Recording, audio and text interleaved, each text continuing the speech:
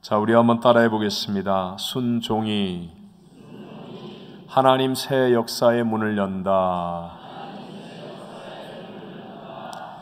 요즘은 TV나 주변에서도 이런저런 여러 종류의 각종 경연 대회들을 많이 볼 수 있습니다.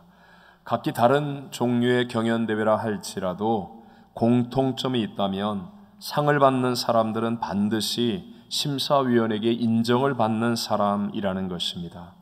학교에서도 좋은 성적을 받으려면 교수의 인정을 받아야 하고, 직장에서도 좋은 사람이 되려면 윗상사의 인정을 받아야 합니다. 마찬가지로 우리 인생이 복을 받고 승리를 얻으려면 하나님의 인정을 받아야 하지 않겠습니까? 인생의 생사복을 주관하시고 역사를 주관하시는 하나님이 도우시고 복을 주시면 안 될 것이 없을 줄로 믿습니다. 반대로 결정권자인 하나님의 반응이 안 좋으시다면 내가 아무리 노력하고 애를 써도 아무것도 안 된다는 것입니다. 그럼 하나님이 인정하시고 하나님의 반응이 좋으려면 우리가 어떻게 해야 하겠습니까? 반드시입니다. 반드시 영적으로 중요하게 필요한 조건이 바로 순종이라는 것입니다. 자, 오늘 본문에서 하나님께서 복을 주시는데 그 이유는 단 한 가지입니다. 하나님의 말씀을 삼가 듣고 그것을 지켜 행하는 사람, 바로 순종의 사람에게 복을 주신다라고 성경은 말하죠. 신명기 28장은 복의 장이요, 순종하면 복을 받고 불순종하면 저주를 받는다는 내용을 기록하는 성경 전체의 흐름을 요약한 것과 같습니다. 누구든지 상관이 없습니다. 어떤 조건이나 환경도 상관이 없습니다. 하나님의 말씀을 순종하면, 그러면 조건과 상황을 뛰어넘는 복을 받고 하나님이 높여주시고 전쟁에서도 적군이 한 길로 왔다 7길로 도망치는 승리를 얻게 해주시는 줄로 믿습니다. 오늘 저는 여러분과 함께 순종이 하나님 새 역사의 문을 연다라는 제목으로 이 시대를 살고 있는 저와 여러분에게 주시는 세 가지 하나님 은혜를 나누고자 합니다. 첫 번째, 하나님과의 관계에 있어서 순종이 얼마나 중요한지를 먼저 내가 분명히 알아야 합니다. 여러분, 주인이 있고 법이 있는 곳에서 주인과 법을 순종해야 하는 것은 지극히 당연한 일 아니겠습니까? 만약에 여러분이 주인이 있는 집에 들어가서 주인이 있는 물건인데 그것을 그냥 마음대로 함부로 가지고 나온다면 어떻게 되겠습니까? 제지를 당하거나 망신을 당하거나 아니면 법에 의해서 벌을 받게 되지 않겠습니까? 우리가 살고 있는 이 세상 그냥 아무렇게나 만들어지고 아무렇게나 살면 되는 것입니까? 아닙니다. 성경은 분명하게 태초에 천지를 창조하신 분이 있는데 그분이 누구라고요? 하나님이 천지를 창조하셨다라고 말씀합니다. 그래서 정확한 질서와 규칙을 따라 지금도 하나님의 뜻에 따라 움직이고 있음을 증거하고 있죠. 그리고 우리 인간도 하나님께 지음을 받은 존재임을 분명하게 말씀합니다. 함께 창세기 1장 27절과 28절을 읽어봅니다. 하나님이 자기 형상 곧 하나님의 형상대로 사람을 창조하시되 남자와 여자를 창조하시고 하나님이 그들에게 복을 주시며 하나님이 그들에게 이르시되 생육하고 번성하여 땅에 충만하라. 땅을 정복하라. 바다의 물고기와 하늘의 새와 땅에 움직이는 모든 생물을 다스리라 하시니라. 아멘.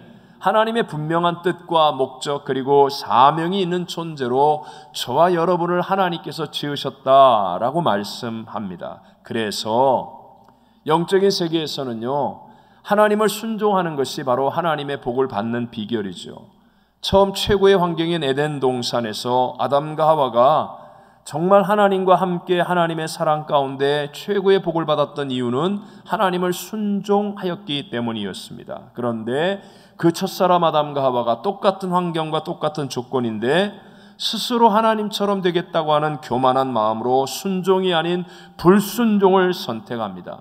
먹는 날에는 정령 죽으리라 하시며 절대로 먹지 말라 한 동산 중앙에 있는 선악을 알게 하는 열매를 자기 마음대로 불순종하여 따 먹음으로 죄를 범하게 됩니다. 이 불순종으로 인해서 아담과 하와의 영은 즉시로 1.1획 변하지 않은 하나님의 말씀대로 먹는 날에는 정령 죽으리라 한 대로 즉시로 죽었고, 그래서 하나님과의 교제가 끊어졌으며 인간 스스로 주인이 되는 것 같았지만 땅은 가시와 엉겅퀴를 내며 가난과 저주의 종이 되어버리고, 인간은 육체는 흙으로 왔으니 흙으로 돌아가는 질병과 사망의 종이 된 채 살아가게 된 것입니다. 아담과 하와는 에덴 동산 안에서 강도짓을 하거나 살인을 하거나 횡령을 하거나 또는 간음을 하거나 어떤 다른 것을 행하지 않았습니다. 단지 단 한 가지, 불순종의 죄를 지었을 뿐이었습니다. 그것이 바로 인간의 삶을 가장 위대한 축복에서 가장 어마어마한 저주와 멸망으로 바꾸어 놓아버리고 말았습니다. 이런 불순종의 인간을 구원하기 위해서 사랑의 하나님이 독생자 예수님을 이 땅에 보내주셨죠. 그리고 그 예수님은 어떻게 구원의 사역을 완성하셨습니까? 인간이 하지 못했던 순종, 그 순종을 통하여 구원의 사역을 완성하셨다라고 성경은 말씀합니다. 로마서 5장 19절만 읽어봅니다. 한 사람이 순종하지 아니함으로 많은 사람이 죄인 된 것 같이 한 사람이 순종하심으로 많은 사람이 의인이 되리라. 아멘. 그렇습니다.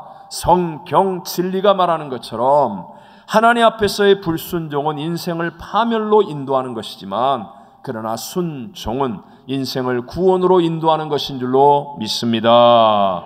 예수님은 순종의 본이시죠. 십자가에 죽기까지 복종하고 순종하셨습니다.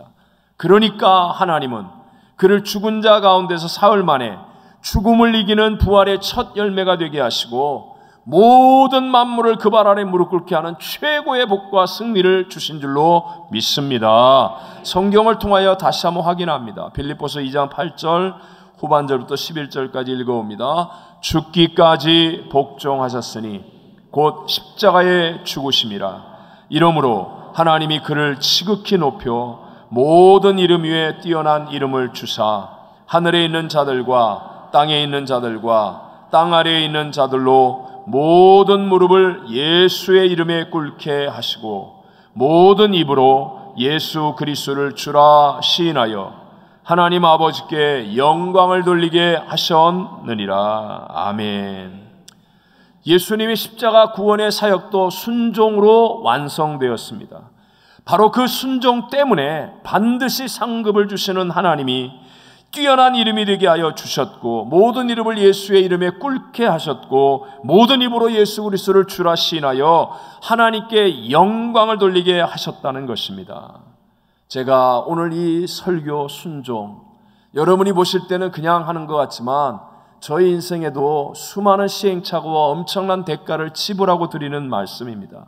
제가 33년 목회하면서 하나님 앞에 얻었던 가장 귀중한 진리 중에 하나를 꼽으라면 바로 저는 이 순종을 얘기합니다. 저도 몰랐던 길을 가는 게 목회였습니다. 알지 못하는 선교지에서의 삶이었습니다. 그런데 정말 하나님 앞에서 내가 목숨 걸고 윗권세를 순종하리라 결단하고 그 순종할 때 너무너무 힘들었고 억울했고 눈물을 흘렸고 답답했고 고통스러웠고 바보같이 손해보는 것 같았고 그럼에도 불구하고 끝까지 순종을 지켰더니 하나님이 말할 수 없는 복을 부어주시고 높여주시고 대적을 이기게 하시는 하나님의 은총을 누리게 된 줄로 믿습니다. 자, 그럼 두 번째, 이렇게 중요한 순종이기 때문에요, 이 순종은 받으시는 하나님이 인정하는 순종이 되어야 한다는 것입니다.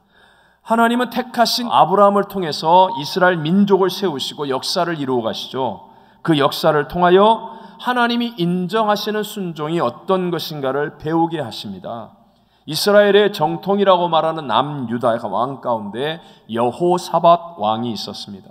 여호사밧은 네 번째 왕으로 무려 25년 동안을 재위하면서 세상적으로 정치, 경제, 외교술이 뛰어나서 솔로몬 이후에 가장 큰 안정과 번영을 가지고 온 왕이기도 했었습니다. 하지만 그에게는 결정적인 약점이 있었는데 그것은 산당을 제거하라는 하나님의 말씀을 순종하지 않은 것과 함께해서는 안 되는 우상 숭배자인 아합, 이스라엘의 악한 왕 아합과 사돈을 맺고 함께 했다는 것이었습니다. 그랬을 때 그가 세상적으로는 업적이 굉장히 많은 것 같았는데, 긴 시간 동안 많은 일을 한 것 같았는데, 근데 성경에서는 하나님은 그를 인정하지 않습니다. 하나님께 인정받지 못하는 왕이 되어버리고 마는 것입니다. 열왕기상 22장에 보면 아람 나라, 지금의 시리아죠. 그 아람 나라와 북이스라엘 사이에 전쟁이 없이 3년 동안을 잘 지내고 있을 때, 그때 북이스라엘의 왕 우상 숭배자인 아합 왕이 이제 자기의 사돈되는 남유다의 여호사밧 왕에게 제안을 합니다. 그것은 옛날에 레위 지파의 땅이었던, 지금은 아람 나라에 빼앗겨 있는 길르앗 라몬을 함께 연합해서 빼앗아 오자라는 것이었습니다. 그러자 여호사밧은 선지자를 통하여 하나님의 뜻이 무엇인지를 구합니다. 그러니까 아합은 주변에 있는 가짜 선지자 400명을 동원해서 전쟁하는 게 하나님의 뜻입니다 라고 말하지만, 여호사밧 왕은 이 정도 가지고 안 되겠다, 진실한 선지자 없느냐, 그래서 미가야 선지자를 찾습니다. 근데 미가야 선지자는 하나님의 뜻을 분명하게 예언하여 말합니다. 전쟁에 나가면 아합 왕은 죽을 것이고, 그리고 이스라엘은 전쟁에 패할 것입니다 라고 말합니다. 그리고 예언대로 100%, 아합은 100% 이길 줄 알았던 그 전쟁에 나갔다가 죽게 되고, 그리고 비참한 패배를 경험합니다. 아합은 우상을 숭배한, 물론 이스라엘의 왕이기도 하지만 그럼에도 불구하고 제멋대로 하는 불순종의 사람이니까 박살이 났지만, 남유다의 왕 여호사밧은 왜 이렇게 됩니까? 그는 세상적으로는요 선한 왕이라고 인정을 받습니다. 많은 부분에 나름대로 하나님의 뜻을 잘 순종해서 통치를 잘 하려고 노력을 했던 왕입니다. 그래서 미가야 선자를 찾기도 하고 또 하나님의 뜻을 묻기도 했었습니다. 그런데 왜 가면 패할 것이라고 하는 전쟁에 갑니까? 말씀의 가치가 자기가 중요하게 생각하는 가치와 부딪힐 때가 있습니다. 바로 그럴 때 여호사밧은 순종이 안 되는 왕이었다는 것입니다. 여호사밧은요 북쪽의 이스라엘과 이 연합하는 것을 소중히 여겼습니다. 오늘날 우리 남북한의 문제처럼 우리가 같은 민족인데 이 주변에 이 강대국이 많은데 우리가 연합해야 사는 거 아니야? 그러면서 이것을 굉장히 소중한 가치로 놓고, 그래서 아합 왕과 딸을 데리고 와서 그래서 사돈을 맺기도 하고, 이 가치를 자기에게는 소중한 가치로 놓았어요. 그런데 하나님의 뜻은 아합 왕이 제안한 전쟁에 나가지 말라는 것이었습니다. 그러니까 자기의 가치와 하나님의 뜻이 부딪히는 거예요. 하나님의 뜻과 부딪히니까 그 하나님의 말씀을 듣고서도 의리를 지키면 뭔가를 이룰 수 있을 것이라는 교만한 마음의 생각 때문에 결국은 불순종의 길을 택하게 되더라는 것입니다. 남유다의 역사는 하나님의 말씀을 듣는 오늘날의 교회의 모습을 보여주고 있습니다. 여호사밧 왕의 모습은 교역자나 나름 교회 생활을 오래 한 분들이나 직분자들의 모습을 보여주고 있다고도 말할 수 있습니다. 보통 때는 순종을 잘합니다. 70%, 80%, 아니 90% 정말 순종을 잘합니다. 그런데 결정적인 순간 한 가지, 자기가 나름 가치를 두고 있는 어떤 일과 하나님의 말씀이 부딪힐 때 그때 순종하지 못하는 사람, 그것이 그 사람에게는 인간관계의 의리일 수도 있고요, 어떤 사람에게는 가정일 수도 있고요, 어떤 사람에게는 건강이나 또는 물질 문제일 수도 있습니다. 하지만 나름대로 자기가 소중하게 생각하고 있는 어떤 가치와 하나님이 지금 내게 말씀하시는 가치가 부딪힐 때 자신을 십자가에 못 박고 자기를 내려놓아야 하는데 그렇지 못하고 하나님의 말씀을 내가 90% 순종하니까, 그러니까 이 10% 정도는 하고 생각하고 하나님의 말씀을 순종하지 못하는 사람, 이것이 바로 하나님이 인정하지 못하는 순종이 되어져 버리고 만다는 것입니다. 그렇다면 우리는 여호사밧처럼 세상적으로는 많은 업적을 가지고 있을지는 몰라도 순종을 가장 중요하게 보시는 하나님께는 인정받지 못하는 인생이 된다는 이 무서운 경고를 가슴속에 새기게 되시기를 바랍니다. 하나님의 말씀은요, 내가 다 이해할 수 없어도 순종해야 하는 것입니다. 하나님의 말씀은 내가 다 동의할 수 없어도 순종해야 하는 것입니다. 고린도서 1장 25절 말씀이죠. 하나님의 어리석음이 사람보다 지혜롭고 하나님의 약하심이 사람보다 강하니라. 자, 그럼 마지막 세 번째로 말씀에 대한 순종을, 하나님의 말씀에 대한 순종을 결단하는데, 근데 사실 잘 안 되지 않습니까? 어떻게 하면 하나님께 인정받는 순종의 사람이 될 수 있겠습니까? 제가 적용을 위해서 두 가지 순종의 사람이 될 수 있는 성경적 방법을 말씀드린다면 그것이 바로 고난과 성령 충만입니다. 무엇과 무엇이라고요? 고난과 성령 충만. 먼저 고난을 통해서 우리는 하나님께 인정받는 순종의 사람으로 변화되어 갈 수 있습니다. 히브리서 5장 8절과 9절을 한번 읽어보겠습니다.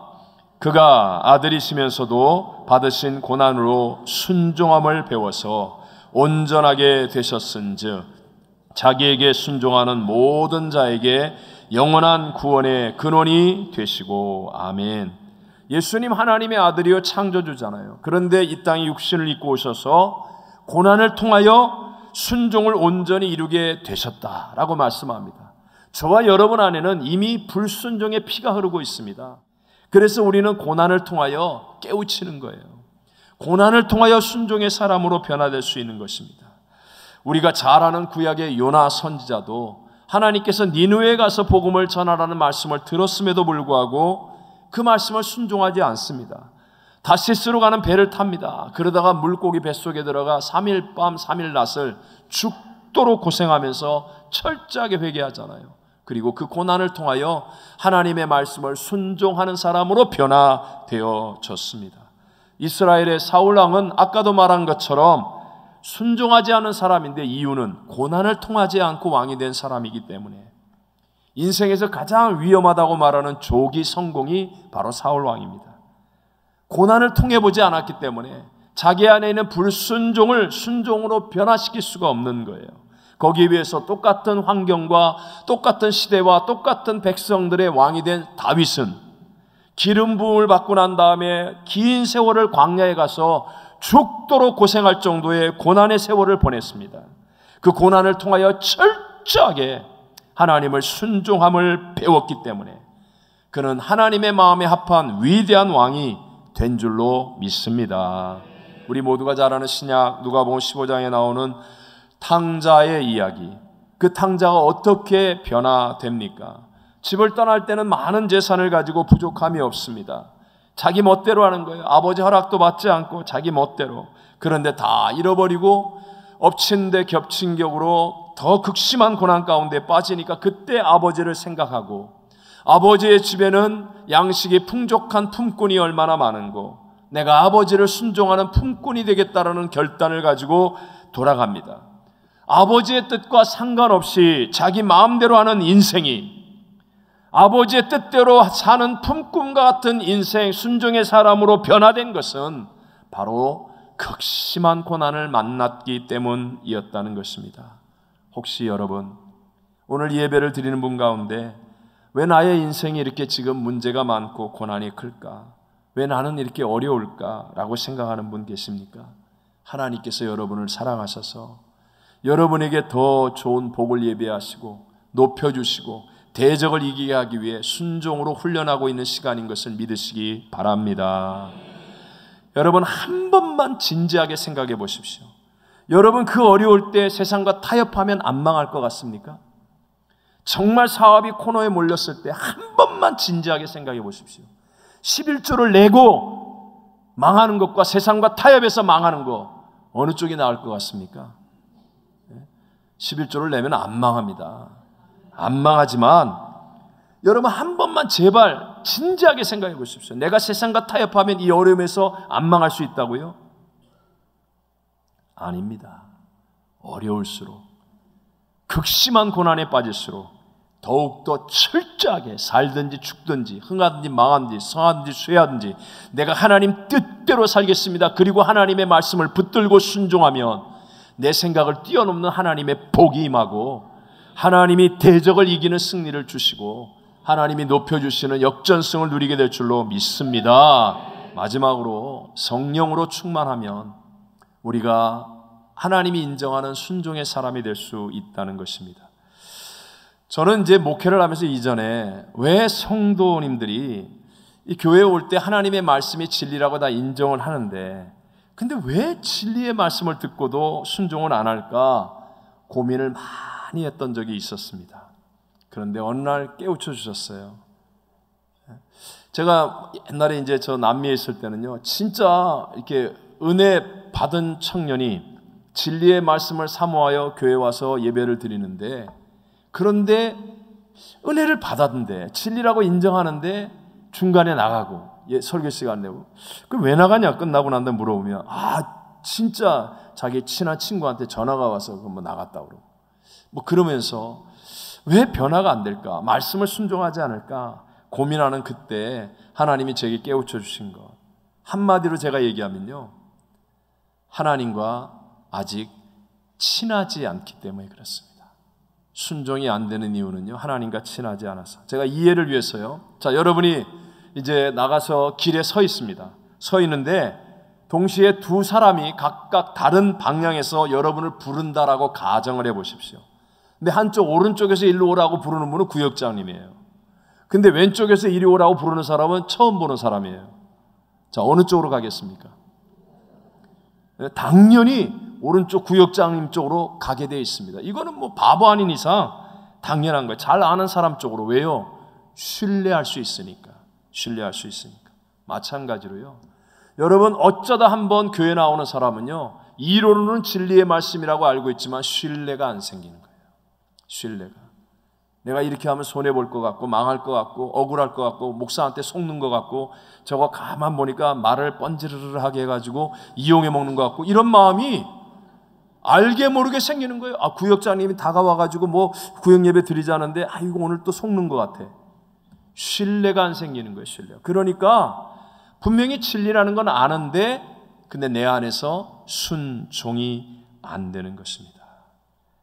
왜 여러분 이 한 기다말이 중요합니까? 1시간 기도, 매일 5장 말씀.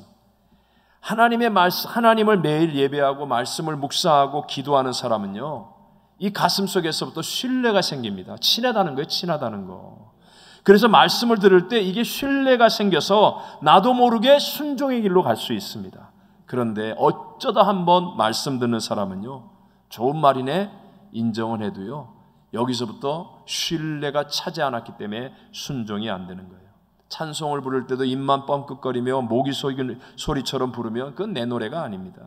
기도도 하나님 앞에 그냥 서먹서먹해서 입이 안 열리는 사람, 그것은 응답받는 강청하는 기도의 사람이 아닙니다. 오래간만에 예배를 드리니까, 그러니까 예배 때는 얼마나 불편합니까? 이게 막 불편하고 조심스럽기까지 한 거예요. 그러다가 예배 끝날 때쯤 되면 이제 몸이 풀리는 거예요. 웜업이 되는 거예요. 웜업. 그러니까 예배 때는 그냥 어색하고 불편하고 긴장하고 아무것도 못하고 있다가 예배 끝날 때쯤 몸이 풀리니까 예배 끝나고 다음에 온 교회 여기저기 다니면서 이 말 저 말 하고 다니는 사람들, 거의 하나님 말씀을 순종하기가 어렵습니다. 자, 왜 모세가 위대합니까? 출애굽기 33장 11절 전반절만 읽어봅니다. 사람이 자기의 친구와 이야기함 같이 여호와께서는 모세와 대면하여 말씀하시며. 여러분, 대면하여 하나님과 얘기할 만큼 모세는 친밀했기 때문에요, 신뢰가 있는 거예요. 그러니까 애굽에서 탈출하여서 저 가나안 땅으로 가는 길이 엉뚱하게 홍해바다로 하나님이 인도해도 신뢰가 있으니까요, 순종이 되는 거예요. 순종이.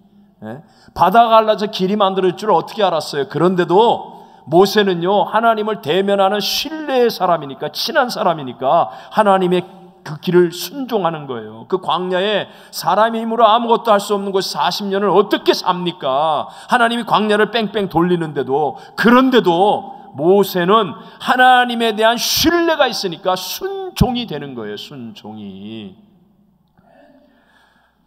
사실 하나님의 말씀은 우리에게 두려움을 주기도 하고요, 조바심을 내게도 만듭니다.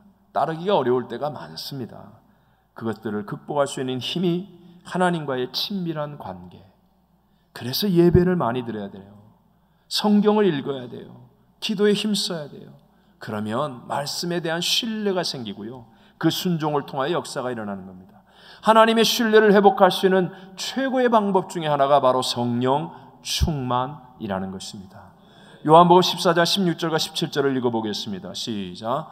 내가 아버지께 구하겠으니 또 다른 보혜사를 너희에게 주사 영원토록 너희와 함께 있게 하리니 그는 진리의 영이라. 세상은 능히 그를 받지 못하나니 이는 그를 보지도 못하고 알지도 못함이라. 그러나 너희는 그를 아나니 그는 너희와 함께 거하시며 또 너희 속에 계시겠음이라. 아멘. 성령은 하나님의 영, 예수님의 영이잖아요. 진리의 영이란 말입니다. 그분이 영원토록 우리와 함께 하시는데요, 세상이 모르는 하나님의 영적인 세계에 대해서 우리에게 깨우쳐 주십니다. 그런데 내 속에 나와 함께 하신다라고 말씀하는 거예요. 그러니까 예수님의 제자들이 예수님이 십자가에 죽으시고 난 다음에 도망치고 부인하고 실패했는데, 그런데 오순절날 성령이 충만해지고 나니까 그러니까 그냥 예루살렘, 온 유대, 사마리아 땅끝까지를 하나님의 말씀을 순종하여 복음의 증인이 되어 새 역사를 만들 수 있게 된 이유, 그것은 예수의 영, 하나님의 영, 성령이 충만하였기 때문인 줄로 믿습니다. 성령님은요, 내게 없었던 그런 영적인 세계에 믿어지는 믿음을 우리에게 주시는 분이에요. 우리는 영적으로 죽었던 사람입니다. 하나님이 우리를 위해 예비한 그 어마어마한 능력과 위대함을 전혀 몰랐던 사람입니다. 그러니까 하나님이 그 길로 인도하기 위해 말씀을 주실 때 두려운 거죠. 내 생각과 다르게 하나님이 역사하니까 조바심이 나는 거죠. 그러니까 순종이 어려운 거죠. 하지만 성령이 내게 임하시면요, 충만해지면요, 믿어지는 믿음, 내 안에서 믿어지는 걸 어떻게 해요? 남들은 다 망한다, 안 된다, 미쳤다 그러는데도 불구하고 내 속에서 믿어지는 믿음, 이게 성령이 주시는 힘과 능력입니다. 그래서 하나님을 신뢰하여 순종하였더니 말씀하신 대로 순종하는 자에게 하늘의 복이 임하고 높여주시고 대적을 이기게 하시는 새 역사를 허락하여 주시는 줄로 믿습니다. 우린 이제 거듭난 사람들입니다. 영적인 세계가 열려졌습니다. 사람의 힘으로 할 수 없는 것을 행하시는 하나님, 그 하나님과의 관계에 있어서 순종이 얼마나 중요한 것인가를 먼저 내가 분명히 아는 사람이 되어야 됩니다. 순종은 반드시 하나님의 상급이 있기 때문에 받으시는 하나님이 인정하는 순종이 되어야 합니다.